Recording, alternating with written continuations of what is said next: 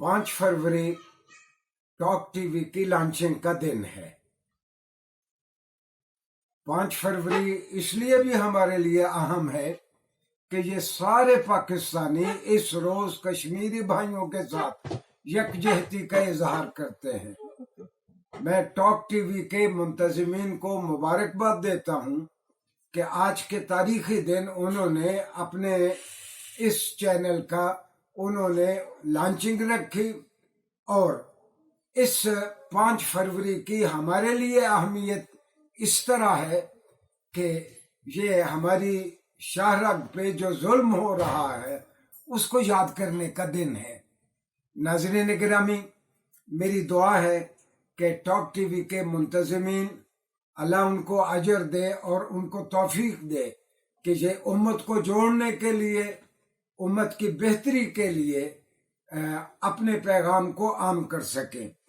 जहां तक कश्मीर डे का ताल्लुक है, मैंने जिस तरह अर्ज किया, जहां ये हमारे लिए कश्मीरी भाइयों को और बहनों को उनकी साबित कदमी पे खराज तहसीन पेश करने का दिन है, वहां ये आलमी मुर्दा ज़मीर पे नौहा कहने का भी दिन है। हजारों दुनिया में बुनियादी हुकूक की ऑर्गेनाइजेशंस हैं और जो कश्मीर पे जुल्म हो रहा है, 1 लाख के करीब लोग वहां मर गए। कमोबेश 1.5 साल से 85-90 लाख मुसलमान कैदोबंद में हैं। गोया मकबूजा कश्मीर, इंडियन हेल्ड कश्मीर पूरे का पूरा एक कैद का मंजर पेश कर रहा है।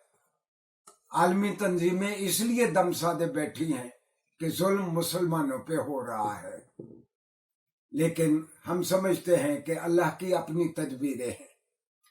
अब जब हिंदुस्तान का और मोदी हुकूमत का जुल्म बहुत बड़ा, तो फल्के कोहन ने ये देखा कि एहतजाज करने वाले 96,000 ट्रैक्टर लेकर और 1.25 करोड़ लोग एहतजाज करते हुए दिल्ली तक पहुंच गए।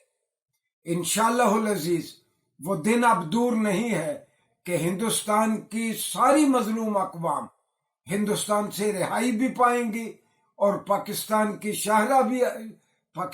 शाहरग भी आजाद होगी और इंशाअल्लाह कश्मीर के लोगों को उनका हक खुद इरादियत भी मिलेगा।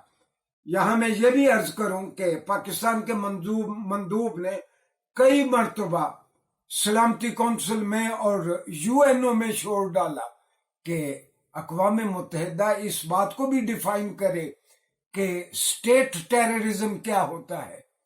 अक़वाम मुत्तहिदा के कान पे जूं तक नहीं रेंगी और इंशाअल्लाहुल अजीज ये जुल्म बढ़ता है तो मिट जाता है। आइंदा इंशाअल्लाह हम देखेंगे कि बहुत जल्द कश्मीर आजाद होगा और हिंदुस्तान की मजलूम अक़वाम आजाद होगी। शुक्रिया जी।